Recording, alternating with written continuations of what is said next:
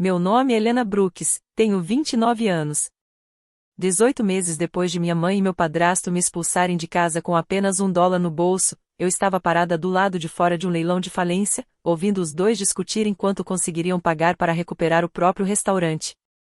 Eles ainda não tinham percebido que eu estava ali.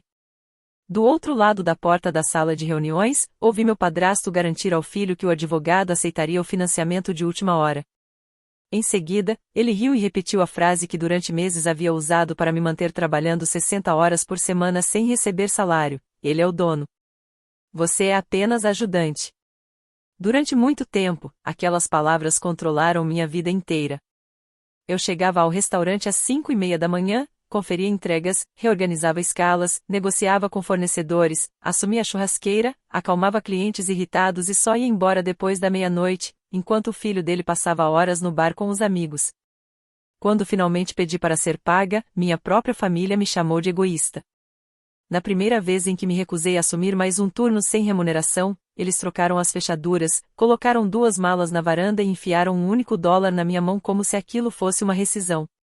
Minha mãe assistiu a tudo pela janela e não abriu a porta. Agora, o restaurante estava falido. As mesas, as cadeiras, os equipamentos, o nome comercial e o restante do contrato de aluguel seriam vendidos juntos. Dentro daquela sala, minha família acreditava que o único concorrente realmente preparado era um grupo de restaurantes vindo de Columbus. Eles não faziam ideia de quem havia estudado os documentos do processo, conseguido financiamento e apresentado uma proposta lacrada naquela mesma manhã. O advogado abriu o envelope. O vencedor do leilão e novo proprietário é, nesse instante, abri a porta e entrei. Minha mãe levou a mão à boca. Meu padrasto ficou imóvel por alguns segundos. O sorriso confiante de Derek desapareceu. Todos ficaram em silêncio enquanto o advogado alternava o olhar entre o documento e meu rosto antes de concluir o anúncio. Mas antes de revelar o nome que ele leu e contar o que minha família fez quando finalmente entendeu por que eu estava naquela sala, diga nos comentários que horas são aí e de onde você está acompanhando esta história. Quero saber até onde a história de Helena chegou hoje. 18 meses antes, o Caldwell's Grill era apenas um pequeno restaurante de estrada especializado em carnes, com 11 meses de funcionamento nos arredores de Dayton. Meu padrasto, Grant Caldwell, havia comprado o estabelecimento e colocado o filho de 26 anos, Derek, como proprietário oficial. Minha mãe, Linda, dizia que aquilo era o presente de Grant para a próxima geração. Só que, na prática, eu era a pessoa encarregada de fazer o negócio sobreviver. Naquela época, eu morava no porão da casa deles enquanto Linda se recuperava de uma cirurgia no joelho e eu concluía um curso técnico em administração no St. Clair Community College. Grant me convenceu a deixar meu emprego em uma padaria porque o restaurante precisava de ajuda da família por algumas semanas. Ele prometeu que eu poderia morar sem pagar aluguel e que Derek começaria a me remunerar assim que o restaurante desse lucro. Eu aceitei porque acreditava nele. Minha mãe repetia constantemente: só precisamos passar pelo primeiro ano. E, no fundo, eu também sentia que tinha uma dívida com ela. Depois que meu pai morreu, Linda havia trabalhado em 2 empregos para me manter estudando, e aquela antiga gratidão sempre pesava quando eu pensava em ir embora. Só que algumas semanas viraram 11 meses de trabalho sem salário. Eu chegava às 5:30 da manhã para receber mercadorias, cobria funcionários que faltavam, trabalhava na recepção ou na montagem dos pedidos, lançava notas fiscais, acompanhava os custos dos alimentos e refazia escalas praticamente todos os dias. Derek, por outro lado, alterava os horários para favorecer os amigos. À noite, eu assumia o lugar de quem tinha pedido demissão. Ele aparecia perto do meio-dia usando uma blusa com o título proprietário bordado no peito. Dava hambúrgueres e bourbon de graça aos amigos e depois me mandava recolher os copos. Quando um cliente elogiava o atendimento, ele recebia os créditos. Quando um prato demorava, apontava para mim e dizia que a enteada dele não sabia trabalhar sob pressão. Grant acompanhava as câmeras pelo celular e me ligava se me visse sentada por 5 minutos. Mas quando Derek oferecia uma conta de $400 por conta da casa, Grant chamava aquilo de estratégia de marketing. Em um sábado, Derek avisou que 18 amigos ficariam para jantar depois do fechamento. Enquanto eu reabria a cozinha com apenas um cozinheiro, ele bebia com o grupo. Quando 2 pedidos atrasaram, ele apontou para mim na frente de todos e brincou: desculpem, pessoal. A ajudante esqueceu como o relógio funciona. Algumas pessoas riram. Eu também forcei um sorriso, mas só consegui me afastar quando entrei na câmara fria. Lá dentro, segurei uma prateleira com força para que ninguém percebesse que minhas mãos estavam tremendo. Na segunda-feira seguinte, coloquei uma proposta sobre a mesa de Grant.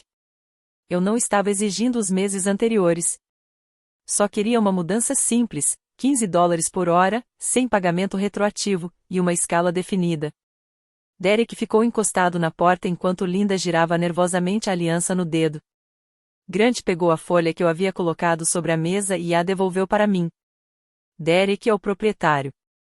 Você é apenas funcionária. Seu quarto e sua comida já são o pagamento.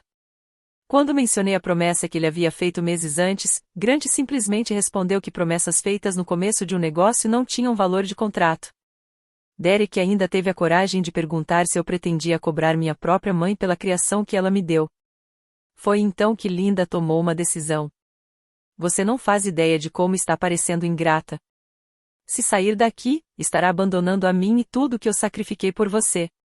As palavras dela doeram mais do que qualquer coisa que Grant pudesse dizer, justamente porque ela sabia exatamente onde me atingir. Por alguns segundos, quase pedi desculpas. Então me lembrei dos 11 meses de comprovantes de pagamento em que aparecia o nome de cada funcionário, menos o meu. Dobrei a proposta e respirei fundo. Vou terminar meu turno hoje. Depois disso, não trabalho mais aqui sem receber. Grant não hesitou. Então você também não mora mais sob o meu teto. Naquela noite, encontrei uma fechadura nova na porta e 2 sacolas de lixo deixadas na varanda. Dentro delas estavam 4 conjuntos de roupas, meu notebook, alguns produtos pessoais e uma fotografia do meu pai.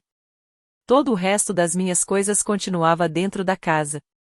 Linda me observava pela janela, chorando, mas sem se mexer. Derek abriu a porta apenas o suficiente para jogar uma nota dobrada perto dos meus sapatos. Seu pagamento de saída. $1. Grant ainda ameaçou chamar a polícia caso eu voltasse. Linda apenas sussurrou. Por favor, não torne isso ainda mais difícil. Peguei a nota e a coloquei dentro do meu caderno de contabilidade. Depois carreguei as 2 sacolas até meu velho Corolla e olhei para trás uma última vez. Linda levantou a mão, mas não teve coragem de tocar na fechadura. Naquela noite, dormi no estacionamento de um supermercado, sob a luz constante dos postes. Eu tinha apenas $73 na conta, pouco combustível no carro e aquele único dólar que me recusava a gastar. Às 3 da manhã, meu celular vibrou. Era uma mensagem de Linda. Se você pedir desculpas antes do café da manhã, talvez Grant volte atrás. Ela não perguntou se eu estava segura. Não perguntou onde eu estava dormindo. A raiva durou até o amanhecer. Quando o dia clareou, veio a vergonha. Por alguns minutos, pensei em voltar. Não porque Grant estivesse certo, mas porque a humilhação pode fazer até um porão trancado parecer uma espécie de salvação. Mas eu não voltei. Tomei banho na academia da faculdade e passei a manhã entregando currículos em todos os restaurantes que encontrei nas redondezas. O Morning Bell me deu uma oportunidade. A proprietária, Naomi Patel, tinha me observado acalmar um cliente cujo pedido feito pela internet havia desaparecido do sistema. O salário não era alto, mas as gorjetas eram de verdade e cada hora trabalhada aparecia corretamente no meu contra-cheque. Passei a trabalhar no café da manhã, frequentava 2 aulas à noite e fazia 3 turnos semanais no restaurante de um hotel. Depois de 12 dias vivendo no Corolla, uma colega da faculdade chamada Tasha ofereceu o sofá de sua casa por $200 mensais. Aquilo parecia luxo para mim, principalmente porque eu podia fechar a porta por dentro. Minha rotina passou a ser praticamente a mesma todos os dias: pés doloridos, refeições rápidas de lavanderia e supermercado e trabalhos da faculdade feitos nos intervalos entre um turno e outro. Abri um cartão de crédito com garantia no Raipat Credit Union, programei uma transferência automática de $20 de cada pagamento para minha poupança e consegui uma bolsa emergencial para concluir o curso. Mas a mudança mais importante não estava na minha conta bancária. Eu comecei a estudar como os negócios realmente funcionavam. Naomi me ensinou que uma diferença de apenas 3% no desperdício de ingredientes podia determinar se um restaurante sobreviveria ou fecharia as portas. Aprendi a analisar variações no custo dos alimentos, controlar níveis de estoque e montar escalas baseadas no movimento real das vendas, e não no ego de quem se considerava dono. Pela primeira vez, eu não estava apenas trabalhando em um restaurante. Eu estava aprendendo a administrar um. Naomi me pagou para reconstruir toda a planilha de controle de estoque. Pela primeira vez, alguém estava reconhecendo minha capacidade como uma habilidade profissional, e não tratando meu esforço como uma obrigação por ser parte da família. Enquanto isso, o Caldwells começou a desmoronar justamente nos pontos que eu costumava manter funcionando. Um cozinheiro me mandou mensagem dizendo que Derek havia esquecido de fazer os pedidos de produtos. Depois, um fornecedor ligou para meu número cobrando uma fatura atrasada. Expliquei que não fazia mais parte daquela operação e pedi para retirarem meu contato da conta. Então começaram a aparecer as avaliações dos clientes. Espera de 1h30. Apenas um garçom tentando atender todo o salão. Costelas com sabor diferente a cada semana. Cada nova reclamação despertava em mim uma satisfação que eu não queria admitir. Logo depois vinha o medo de estar me tornando tão amarga quanto eles. 4 meses depois, Linda me ligou de um número que eu não conhecia. Ela começou dizendo: "Sua mãe sente sua falta."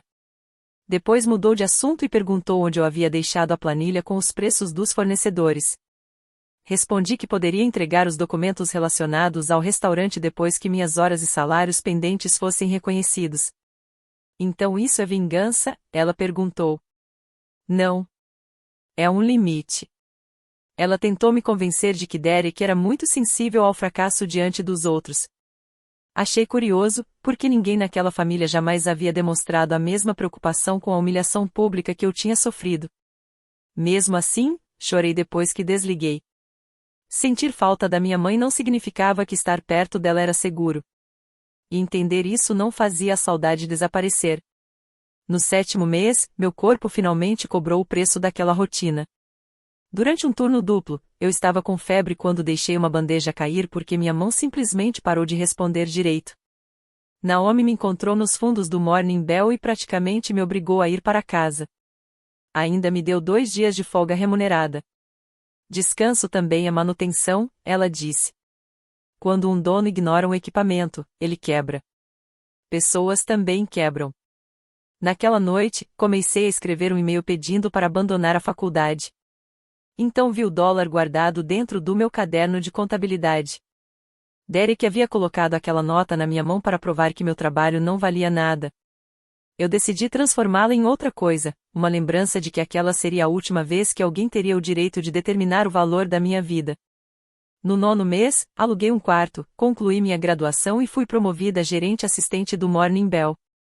Finalmente abandonei os turnos no hotel e passei a cuidar de escalas, compras e relatórios de custos. Quando os preços dos ingredientes subiam, nós ajustávamos o cardápio em vez de simplesmente reduzir as horas dos funcionários. Quando a borracha de uma geladeira apresentou defeito, Naomi resolveu o problema antes que os alimentos fossem perdidos. No Caldwells, Grant fazia o contrário. Adiava manutenções e usava parte do dinheiro destinado à folha de pagamento para cobrir a hipoteca. Derek preferia organizar festas gratuitas para uma sala cheia de amigos que não pagavam nada a encarar um salão vazio, mas financeiramente saudável. A partir da porta de 2 restaurantes, nossas vidas seguiram caminhos completamente diferentes. Eu aprendi o que significava cuidar de um negócio, enquanto os verdadeiros donos consumiam o que ainda restava do deles. Na minha formatura, deixei uma cadeira vazia ao lado de Tasha, embora não tivesse convidado Linda. Uma parte infantil de mim ainda esperava que ela aparecesse, me abraçasse e dissesse que estava orgulhosa. Ela não apareceu.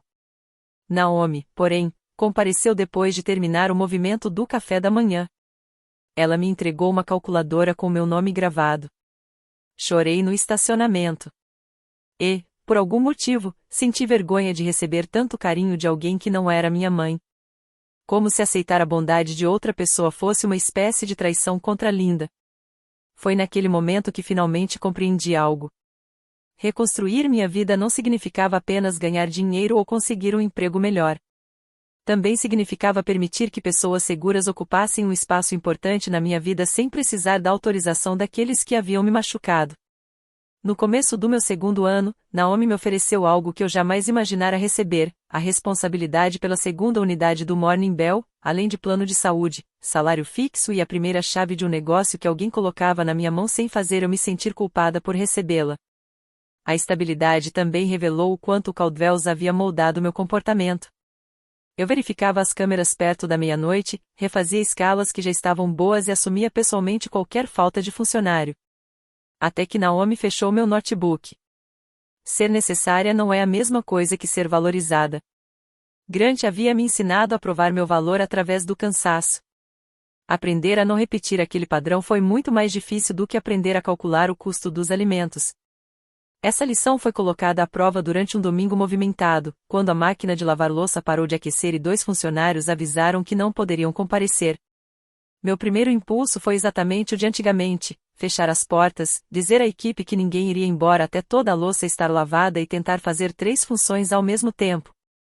Em vez disso, reduzi o número de mesas disponíveis, contratei um lavador de pratos temporário pagando uma diária emergencial, avisei os clientes com sinceridade de que os pedidos demorariam mais e encerramos o expediente no horário previsto. Perdemos algumas vendas naquele domingo, mas ninguém precisou trabalhar de graça e nenhum funcionário exausto pediu demissão. Na manhã seguinte, todos os clientes habituais estavam de volta. Foi quando comecei a entender que administrar bem um restaurante não significava impedir absolutamente todas as perdas. Às vezes, significava escolher uma perda que não destruísse as pessoas que trabalhavam para você. Também precisei encarar uma verdade menos confortável. Eu era melhor administrando restaurantes do que Derek. E uma parte de mim queria que o mundo inteiro reconhecesse isso. Eu imaginava as contas organizadas, o salão cheio e os amigos dele assistindo enquanto Derek fracassava. Só de pensar nisso, eu me sentia envergonhada. Um conselheiro me fez uma pergunta simples: você quer construir uma vida boa ou obrigá-los a assistir enquanto você constrói? Eu não tinha uma resposta sincera. De longe, vingança e ambição podem parecer exatamente a mesma coisa. Foi nessa época que uma empresa regional do setor de hospitalidade me ofereceu um salário $8.000 maior para trabalhar durante a semana em um escritório. O recrutador prometeu horários previsíveis, feriados remunerados e nenhuma ligação de emergência vinda de uma cozinha. Depois de tantos anos vivendo no improviso, aquela proposta parecia a confirmação de que eu finalmente havia escapado daquele passado. Cheguei até a assinar o formulário preliminar para a verificação de antecedentes. Mas, durante uma tarde de experiência, fiquei sentada em um escritório sem janelas corrigindo relatórios de restaurantes onde eu provavelmente nunca colocaria os pés. Foi então que percebi uma coisa. Eu não queria abandonar o setor que Grant havia transformado em uma fonte de medo para mim. Eu queria provar, primeiro para mim mesma, que um restaurante podia ser administrado sem ameaças, culpa e exploração. Recusar aquele salário me assustou. Significava escolher um caminho mais incerto sem poder colocar a responsabilidade dessa decisão sobre minha família. Mesmo assim, recusei a proposta. Em seguida, me matriculei em um curso de finanças para pequenas empresas e pedi a Naomi que me ensinasse tudo o que eu ainda não dominava: contratos de aluguel comercial, seguros, impostos sobre a folha de pagamento, garantias de fornecedores e, principalmente, a diferença entre comprar uma empresa inteira e adquirir apenas seus ativos. Essa última distinção acabou se tornando especialmente importante. Nosso distribuidor de carnes informou que o Caldwells havia passado a trabalhar somente com pagamento na entrega depois que 3 pagamentos anteriores foram devolvidos. Comecei a pesquisar os registros públicos discretamente. Descobri que Grant havia colocado a própria casa como garantia de um empréstimo, que uma empresa de financiamento de equipamentos tinha direitos sobre determinados bens e que os impostos estavam sendo pagos por meio de um acordo parcelado. Passei a estudar como funcionavam as vendas de ativos em processos de falência, analisei documentos de leilões, baixei pacotes de informações para possíveis compradores e até participei do leilão de uma pizzaria que havia fechado. Eu dizia a mim mesma que aquilo era apenas preparação para qualquer oportunidade futura. Mas, quando o assunto era o Caldwells, meu coração acelerava. Eu conhecia o movimento daquele restaurante. Sabia quais equipamentos estavam começando a falhar, onde acontecia mais desperdício e quais famílias do bairro ainda eram clientes fiéis. Também conhecia a outra parte daquela história. Aquele lugar guardava algumas das lembranças mais dolorosas da minha vida adulta. Comprar o restaurante poderia ser uma decisão inteligente. Ou poderia ser apenas uma maneira cara de continuar discutindo com minha família, mesmo sem eles estarem presentes. Para descobrir se eu estava realmente preparada ou apenas procurando uma forma sofisticada de me vingar, escrevi 3 regras no meu caderno. A primeira, uma avaliação independente precisava confirmar que o preço fazia sentido. A segunda, o negócio teria que funcionar sem depender de um único dólar de trabalho não remunerado. A terceira, se os lances ultrapassassem um limite que eu havia definido previamente, eu iria embora. Essas regras eram importantes porque a emoção sempre encontra palavras bonitas para justificar decisões imprudentes. Se o restaurante voltasse a ficar disponível, eu decidiria com base nos números, não na minha raiva. Se os dados não fizessem sentido, eu não entraria naquela sala, por mais forte que fosse a tentação. 11 meses depois de me expulsarem de casa, Linda apareceu no Morning Bell. Ela não veio pedir desculpas. Grant havia usado a casa como garantia de um empréstimo, e agora ela queria que eu voltasse por 6 semanas, recebendo apenas $10 por hora, menos do que os lavadores de pratos do meu novo trabalho ganhavam. Derek continuaria oficialmente como proprietário e ainda receberia sua parte dos lucros. Não é hora de castigá-lo, ela disse. Eu me recusei a voltar para o lugar onde tinham trocado as fechaduras para me manter do lado de fora. Antes de ir embora, Linda deixou uma última frase. Se perdermos a casa, vou saber que você poderia ter evitado isso. Ela sabia exatamente onde aquela culpa iria me atingir. Naquela noite, contei tudo a Naomi. Ela ouviu em silêncio e depois respondeu. Um negócio que só consegue sobreviver porque um parente trabalha de graça já está quebrado. Voltar só para apagar incêndios vai adiar o problema. Não vai consertá-lo. Fiquei olhando para o número de Linda na tela do celular. Meu polegar pairou sobre o botão de bloqueio. Dessa vez, eu não iria salvá-los. Bloquear aquele número foi uma das primeiras decisões sobre meu futuro que tomei sem precisar da aprovação ou da compreensão da minha família. O Caldwell's Grill não fechou de uma hora para outra.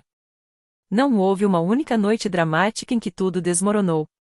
O restaurante foi sendo destruído por uma sequência de decisões aparentemente pequenas, tomadas por homens que pareciam acreditar que qualquer consequência era uma forma de desrespeito. Derek reduziu as horas do gerente experiente da cozinha depois que ele questionou as bebidas gratuitas que ofereciam aos amigos. O gerente pediu demissão. Dentro de um mês, 3 cozinheiros seguiram o mesmo caminho. Grant contratou funcionários mais baratos para substituí-los, mas quase não ofereceu treinamento. As reclamações sobre os pratos aumentaram. Para tentar proteger as avaliações na internet, Derek começou a distribuir ainda mais refeições gratuitas. O resultado foi previsível, a receita caiu enquanto o consumo de ingredientes aumentava. Então a câmara fria começou a perder temperatura durante a madrugada. Em vez de trocar o compressor, Grant continuou pagando por consertos provisórios. Durante uma inspeção, encontraram carne armazenada acima da temperatura considerada segura. O condado suspendeu a licença para servir alimentos por 6 dias. Nesse período, o restaurante precisou descartar produtos, reparar o equipamento e passar por uma nova inspeção antes de reabrir. A interdição durou menos de uma semana. As fotos e capturas de tela das reclamações duraram muito mais. Os fornecedores passaram a exigir pagamento à vista na entrega. A empresa responsável pelos uniformes e toalhas deixou de prestar serviço. Grant começou a comprar ingredientes em lojas de atacado usando cartões de crédito pessoais. Como os produtos disponíveis mudavam de uma semana para outra, até as receitas começaram a variar. Depois, os funcionários perceberam que os salários estavam chegando 2 ou 3 dias atrasados. Uma garçonete chamada Camille, que certa vez havia coberto meu turno no dia do meu aniversário, me mandou uma foto do salão vazio em uma sexta-feira à noite. Metade das letras luminosas da placa do Caldwell's estava apagada. Ela escreveu: Eu estou indo embora. Não consigo continuar pedindo desculpas por pessoas que se recusam a consertar o que está errado. Ajudei Camille a conseguir uma vaga em outro restaurante, mas fiz questão de não pressioná-la por mais informações. A sensação de alívio que senti me assustou. Eu imaginava que o fracasso dele seria como ver uma porta se abrindo diante de mim. Mas não foi assim. Parecia mais observar comida estragando dentro de uma geladeira que eu havia avisado que precisava ser consertada. O restaurante nunca tinha sido um lugar inocente. Grant o usava para controlar minhas decisões. Derek o tratava como um palco onde podia se sentir importante. E Linda transformava o trabalho ali em uma espécie de prova de lealdade. Mas os cozinheiros, garçons, fornecedores e clientes habituais não tinham culpa de nada daquilo. Eu me lembrei de um casal de idosos que aparecia toda quinta-feira e sempre dividia um prato de bolo de carne. Lembrei de um adolescente que lavava pratos para juntar dinheiro para comprar o primeiro carro. E pensei no entregador de hortaliças que sempre colocava os tomates nas caixas com um cuidado quase exagerado. O prejuízo dessas pessoas não se transformava em justiça apenas porque Grant também estava sofrendo as consequências de suas próprias escolhas. Quando as pessoas que um dia humilharam você começam a perder tudo, será que a sensação é de vitória? Ou será que, nesse momento, você finalmente percebe até onde elas estavam dispostas a ir para não admitir que você tinha razão? 14 meses depois de eu sair, o Caldwells entrou oficialmente com pedido de falência pelo Chapter 7. O processo público registrava mais de $300 mil em dívidas garantidas e não garantidas. Nesse valor estavam incluídos financiamentos de equipamentos, impostos, valores devidos a fornecedores e uma parte das obrigações que Grant e Derek haviam assumido pessoalmente. Como o restaurante funcionava em um imóvel alugado, o administrador da falência planejava leiloar o nome comercial, móveis, equipamentos da cozinha, estoque restante, licenças que pudessem ser transferidas e o direito de assumir o contrato de aluguel, desde que o proprietário do imóvel aprovasse. A casa de Grant não fazia automaticamente parte da venda do restaurante. Mas o empréstimo que ele havia feito usando o valor do imóvel para sustentar o negócio continuava existindo. Essa diferença era importante. A falência encerraria um problema, mas provavelmente abriria outro. Linda deixou uma mensagem de voz usando o telefone de Camille, já que eu havia bloqueado o número dela. Seu irmão está perdendo tudo, ela disse. Derek não era meu irmão, mas Linda usava aquela palavra sempre que precisava despertar em mim algum sentimento de obrigação. Ela contou que Grant tinha um plano. Pretendia comprar os ativos do restaurante através de uma empresa nova, com a ajuda de um amigo, deixar as antigas dívidas para trás e reabrir o negócio com um nome ligeiramente diferente. Então veio o pedido que me fez perceber que nada havia mudado. Ela queria que eu entregasse minhas planilhas de operação ao novo financiador e, caso alguém perguntasse, confirmasse que Derek havia sido responsável pela administração diária do restaurante. Naquele momento, qualquer dúvida que ainda restasse desapareceu. Mesmo à beira da falência, eles continuavam querendo usar o meu trabalho enquanto preservavam a imagem de Derek. Respondi por e-mail com uma única mensagem. Não vou fornecer informações falsas, trabalhar sem remuneração ou participar de qualquer negociação que tenha como objetivo distorcer o histórico de gestão do restaurante. Não voltem a me procurar sobre esse negócio. Depois disso, apareceu o aviso oficial do leilão. Li o documento durante meu intervalo para o almoço, fechei o navegador e caminhei 3 vezes ao redor do quarteirão. Naquela noite, abri o anúncio novamente. O lance mínimo para participar era de $65 mil. Era muito menos do que custaria montar um restaurante semelhante do zero, mas ainda havia várias exigências: comprovação dos recursos financeiros, um depósito de 10%, aprovação do proprietário do imóvel e capacidade de concluir a compra em até 15 dias úteis. Além disso, os equipamentos precisavam de reparos. A marca carregava uma reputação péssima por causa das avaliações negativas. E, antes mesmo de reabrir as portas, eu estimava que seriam necessários pelo menos mais $30 mil em capital de giro. Não era uma oportunidade para alguém procurando um momento cinematográfico de vingança. Era uma oportunidade para alguém que soubesse exatamente o que estava quebrado. Montei 2 modelos financeiros. O primeiro simulava a compra de um café completamente diferente, com um fluxo de clientes semelhante. O segundo calculava o que aconteceria se eu comprasse os ativos do Caldwells, abandonasse o antigo cardápio, fechasse temporariamente para uma reforma e reabrisse o espaço com outro nome. Fiz questão de tornar o segundo cenário mais pessimista. Reduzi as estimativas de vendas iniciais, aumentei os custos de manutenção e atribuí valor sentimental zero a qualquer coisa relacionada ao antigo restaurante. Mesmo assim, o segundo modelo apresentava um retorno melhor em 3 anos. O aluguel estava abaixo do preço de mercado e grande parte da estrutura da cozinha poderia ser recuperada. Eu odiei descobrir que a resposta fazia sentido. Se os números não fossem favoráveis, eu poderia simplesmente desistir e dizer a mim mesma que aquilo fazia parte da minha cura. Mas os números me obrigavam a encarar uma pergunta muito mais difícil. Eu estava com medo de fazer um investimento ruim? Ou estava com medo de que comprar aquele lugar revelasse que, no fundo, eu ainda queria que minha família percebesse o quanto eu havia sido injustiçada? Levei os dois modelos para Naomi, mas não contei qual restaurante estava escondido por trás do segundo cenário. Durante 2 noites, ela analisou cada detalhe. Testou minhas projeções de mão de obra, conferiu as condições dos fornecedores, revisou as estimativas de reparos e calculou o impacto do financiamento. No fim, ela levantou os olhos dos documentos e me fez perceber que aquela decisão nunca seria apenas sobre comprar um restaurante. Então ela apontou para o modelo mais conservador e disse: "Esse imóvel está em péssimo estado, mas o contrato de aluguel tem valor. Por que você está fingindo que esse lugar não tem dono?" Contei tudo. Falei sobre os meses trabalhando sem receber, a nota de $1, a porta trancada, o pedido de Linda para que eu voltasse e o plano da minha família de comprar os ativos através de uma nova empresa. Naomi não fez nenhum discurso sobre destino ou vingança. Em vez disso, fez a pergunta que qualquer investidor responsável deveria fazer. Se eles nunca descobrissem que foi você quem comprou, você ainda gostaria de administrar esse restaurante? Fui para casa sem responder. Na manhã seguinte, passei de carro em frente ao restaurante fechado. Pela primeira vez, não enxerguei apenas o lugar onde havia sido humilhada. Consegui imaginar no que ele poderia se transformar. Um cardápio menor. Uma política de gorjetas clara. Escalas previsíveis. Salários definidos. E, acima de tudo, nenhum parente trabalhando de graça em nome da família. Eu não queria o Caldwells como um troféu.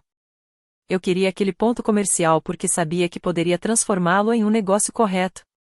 Naomi concordou em investir $62.000 por uma participação de 30%, além de exigir controles financeiros formais. Eu entraria com 22.000, praticamente todas as minhas economias, e continuaria como sócia majoritária e responsável pela operação. Ainda faltava dinheiro para completar o capital de giro. Minha cooperativa de crédito recusou o primeiro pedido de financiamento. O problema era que o negócio-alvo estava em processo de falência e eu praticamente não tinha garantias além de um Corolla já bastante usado. Então refiz toda a proposta. Separei o dinheiro destinado à compra dos ativos das reservas necessárias para manter o negócio funcionando.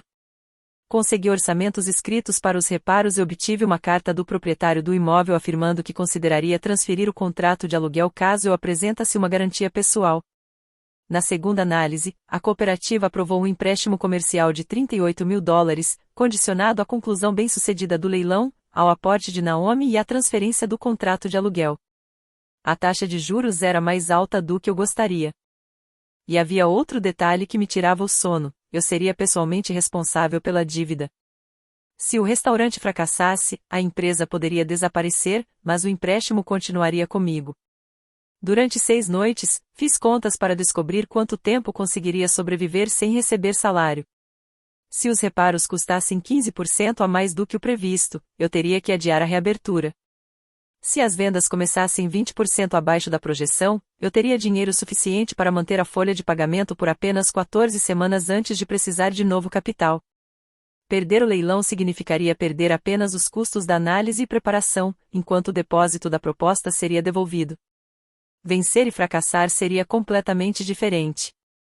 Eu poderia perder minhas economias, prejudicar meu crédito, colocar minha parceria com Naomi em risco e, no pior cenário, acabar novamente dependendo do sofá de outra pessoa. Peguei a nota de $1 que guardava dentro do meu caderno e coloquei ao lado da documentação da garantia do empréstimo. 18 meses antes, eu havia colocado minha própria segurança em risco porque me recusei a continuar trabalhando de graça. Agora estava pensando em colocar essa segurança novamente em jogo para construir um negócio onde outras pessoas pudessem receber pelo trabalho que faziam. Na segunda vez, coragem não parecia maior. Parecia apenas mais consciente dos riscos. Decidimos manter minha participação em segredo por motivos empresariais, não para criar uma cena dramática. A proposta foi apresentada por uma empresa chamada Copper Table Hospitality. Naomi aparecia como representante autorizada nas primeiras comunicações.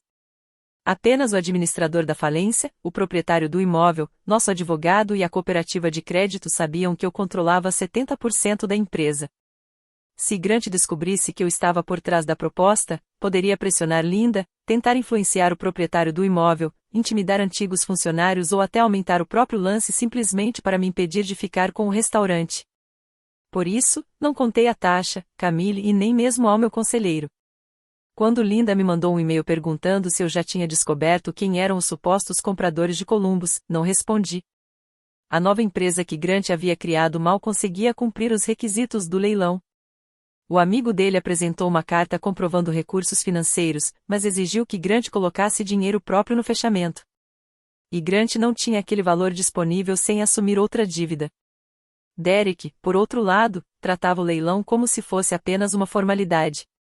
Publicou nas redes sociais que o Caldwells voltaria depois de uma reestruturação e chegou a dizer discretamente a antigos funcionários que seus empregos seriam restaurados. Grant também começou a ligar para fornecedores, tentando atribuir a falência à inflação temporária, à suposta falta de lealdade dos funcionários e à minha saída. 2 fornecedores recusaram qualquer novo acordo. Outro exigiu pagamento antecipado. As consequências já estavam ultrapassando os limites do processo judicial. Possíveis parceiros tinham ouvido falar dos pagamentos devolvidos. Gerentes experientes recusavam até mesmo entrevistas. E toda a reputação que Grant havia tentado construir durante anos começava a se resumir a uma pergunta muito simples. Ele realmente pagaria aquilo que prometesse? Na manhã do leilão, assinei os documentos finais do financiamento às 7h10. Minha mão tremia tanto que o advogado perguntou se eu precisava de água. Os participantes qualificados apresentaram propostas lacradas, e o administrador tinha autorização para abrir novas rodadas de lances caso fosse necessário. O grupo de Grant ofereceu $71 mil. Um operador regional chegou a 78 mil. A Copper Table ofereceu 84 mil e concordou em concluir a compra sem exigir uma nova inspeção, porque já havíamos feito uma avaliação completa durante a fase de análise. O operador regional desistiu. Grant pediu 15 minutos para conversar com o financiador e voltou com uma proposta de 85 mil. Naomi olhou para mim, esperando minha decisão. Nosso limite era 92 mil, mas cada aumento significava retirar mais dinheiro do capital que precisaríamos para reabrir o restaurante. Autorizei um lance de $88.500. Também incluímos o compromisso de oferecer novamente o emprego aos funcionários atuais que fossem aprovados em nosso processo padrão de contratação. Grant não conseguiu apresentar comprovação financeira suficiente para aumentar a proposta. O administrador aceitou nossa oferta, condicionada apenas à conclusão da documentação final. Eu poderia ter permanecido do lado de fora e deixado nosso advogado anunciar que a Copper Table Hospitality havia vencido. Mas os documentos de transferência exigiam minha assinatura como sócia administradora. E continuar escondida depois de vencer faria uma decisão empresarial parecer uma provocação calculada. Caminhei em direção à sala de reuniões com a nota de $1 ainda solta dentro do meu caderno. Parei com a mão sobre a maçaneta. Se eu entrasse naquela sala, minha família chamaria aquilo de vingança. E uma parte de mim sabia que eles não estariam completamente errados. Respirei fundo. Então abri a porta. Ouvi o advogado começar o anúncio. O vencedor do leilão e novo proprietário é a Copper Table Hospitality, controlada pela sócia administradora Helena Brooks. Ele leu exatamente o que estava escrito nos documentos. Durante alguns segundos, ninguém se mexeu. Linda levou a mão à boca. Grant olhou para mim e depois para Naomi, como se esperasse que uma de nós dissesse que havia ocorrido algum erro administrativo. Derek soltou uma risada curta, completamente sem humor. Ela não pode ser a proprietária, disse ele. Ela era uma ajudante que trabalhava sem receber. O administrador consultou novamente a documentação de qualificação antes de responder. A senhora Brooks é a sócia majoritária, garantidora do financiamento e a pessoa aprovada para assumir o contrato de aluguel. Nada que eu pudesse dizer teria sido tão contundente quanto aquela lista de fatos comprovados. Grant me acusou de roubar um negócio da própria família. Nosso advogado respondeu lembrando que a venda havia sido pública e que o grupo de Grant simplesmente não havia apresentado um lance maior. Derek insistiu que eu só sabia administrar um restaurante porque havia aprendido tudo com ele. Então Linda sussurrou. Como você pôde fazer isso com sua própria mãe? Aquilo quase acabou com meu autocontrole. Mesmo naquele momento, ela conseguia se colocar como a pessoa que havia sido abandonada. Eu respondi apenas. Eu nunca fui apenas ajudante. Eu era o trabalho que vocês se recusaram a valorizar. Depois perguntei onde deveria assinar. Não fiz discurso. Não exigi desculpas. E nunca mostrei a linda nota de $1. Ainda havia muito a fazer. Precisávamos concluir a compra, consertar a cozinha e conversar com funcionários que estavam esperando para descobrir se continuariam tendo renda suficiente para pagar suas contas. O choque daquela sala não era o ponto final. Era apenas um minuto dentro de uma responsabilidade muito maior. Quando saí, minha mão tremia tanto que eu mal conseguia desbloquear o celular. Só quando entrei no carro as lágrimas vieram. Pensei naquela noite em que Linda havia permanecido atrás da janela, pensei nas 11 meses sem salário e em tudo que havia acontecido desde então. Naomi esperou até eu conseguir respirar normalmente. Você se arrepende? Eu ainda não sei. A vitória parece simples quando vista de fora. Para quem está vivendo aquilo por dentro, alívio e tristeza podem ocupar o mesmo espaço ao mesmo tempo. E a história não terminou com a compra do restaurante. O empréstimo que Grant havia feito usando o valor da casa continuava existindo. Para evitar uma possível execução do imóvel, ele e Linda venderam a casa e se mudaram para um apartamento pequeno em Kettering. Linda conseguiu um emprego de meio período no setor de alimentos de um supermercado. Eu nunca comemorei isso. Trabalho honesto nunca foi motivo de vergonha. O que realmente abalou Linda foi perceber que Grant passou a culpá-la por ter apoiado Derek durante todos aqueles anos, enquanto Derek culpava os dois por terem colocado um negócio em suas mãos antes que ele estivesse preparado para administrá-lo. Os amigos de Derek desapareceram assim que deixaram de receber bebidas e refeições gratuitas. As tentativas dele de conseguir cargos de gestão também não deram certo. As verificações de referências revelavam os atrasos na folha de pagamento e a suspensão temporária da licença sanitária. Com o tempo, ele acabou aceitando um emprego remunerado por hora em uma grande rede. Grant tentou entrar em 2 novos negócios no setor de restaurantes. Um possível sócio desistiu depois de analisar o histórico da falência. O outro ofereceu apenas uma posição assalariada, sem que Grant tivesse controle sobre o dinheiro. Eu não destruí a reputação deles espalhando histórias. Foram os documentos que assinaram e as contas que deixaram de pagar que fizeram isso. Menos de um ano depois, Linda e Grant se separaram. Em uma carta, Linda admitiu que havia transformado minha gratidão por tudo que ela fez por mim em uma dívida que, segundo ela, eu nunca conseguiria pagar. Ela reconheceu que, quando ficou atrás daquela janela naquela noite, esperava que eu voltasse na manhã seguinte e aceitasse tudo novamente. Ela pediu desculpas. Mas, depois do pedido de desculpas, veio outro pedido: queria ajuda para pagar as despesas. Enviei informações sobre programas de assistência do condado e disse que talvez, algum dia, eu estivesse disposta a participar de uma terapia familiar. Mas deixei claro que não voltaria a ser a rede financeira de segurança dela. Ter compaixão não significava reconstruir a mesma relação que havia me destruído. Fechamos o restaurante por 7 semanas. Consertamos a câmara fria, fizemos uma limpeza completa na cozinha, reduzimos o tamanho do cardápio e retiramos a antiga placa do Caldwells. Eu dei ao lugar um novo nome, The Copper Table. Escolhi esse nome porque o cobre muda quando é submetido à pressão, mas não deixa de ser resistente. Camille voltou como gerente de atendimento. E o antigo gerente da cozinha assumiu novamente, desta vez como chefe, com autoridade real para tomar decisões.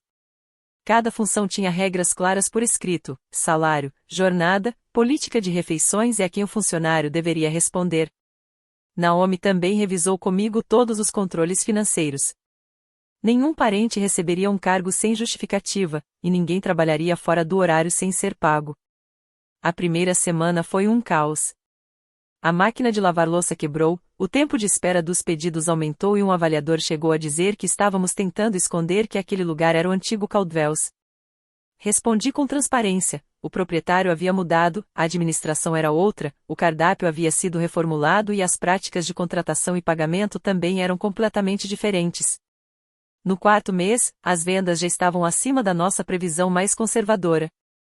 No nono, conseguimos recompor a reserva destinada a reparos. No aniversário da reabertura, coloquei a nota de $1 em uma moldura no escritório administrativo, sob uma pequena placa de bronze. Era o último dólar que eu havia recebido por todo aquele trabalho não remunerado. Derek apareceu uma única vez. Ele perguntou se eu tinha comprado o restaurante apenas para humilhá-lo. Admito que, no começo, uma parte de mim queria que você visse o que eu conseguiria fazer, respondi. Mas eu não poderia administrar o negócio durante anos apenas para puni-lo por algo que aconteceu em um único momento. Você me ensinou, mesmo sem querer, exatamente o que um proprietário não deve ser. Eu não perdoei Derek. Também não precisava mais que ele sofresse para que eu me sentisse livre. Durante muito tempo, pensei que vingança significava devolver a alguém a mesma sensação de impotência que essa pessoa havia causado em mim. Depois percebi que a verdadeira vitória era outra. Era chegar ao ponto em que a definição que eles tinham criado sobre o meu valor já não controlava nenhuma das minhas decisões. Eu mantive o imóvel, mas não mantive o nome deles. Guardei aquela nota de $1, mas parei de viver presa ao significado que ela tinha naquela noite. Trabalho de família também merece salário. Gratidão não é contrato de trabalho. E um amor que exige silêncio, pobreza ou obediência deixa de ser cuidado e passa a ser controle usando um rosto familiar. Então quero saber de você, se tivesse a chance de comprar justamente o lugar que um dia foi usado para fazer você se sentir pequeno, manteria aquele negócio como prova de tudo que conseguiu superar ou venderia para finalmente deixar o passado para trás? Eu escolhi uma terceira opção. Mantive o negócio, mudei completamente o significado daquele lugar e estabeleci uma regra que jamais seria quebrada: ninguém que trabalhasse para mim ouviria novamente que era apenas ajuda. Espero que esta história tenha despertado emoções, criado suspense e deixado uma reflexão útil. Esta é uma narrativa fictícia criada exclusivamente para fins de entretenimento e reflexão. Às vezes, ir embora não significa que você nunca se importou. Pode significar que você se importou por tempo demais, tentou o suficiente, sofreu bastante e finalmente percebeu que seu próprio coração também merecia ser cuidado.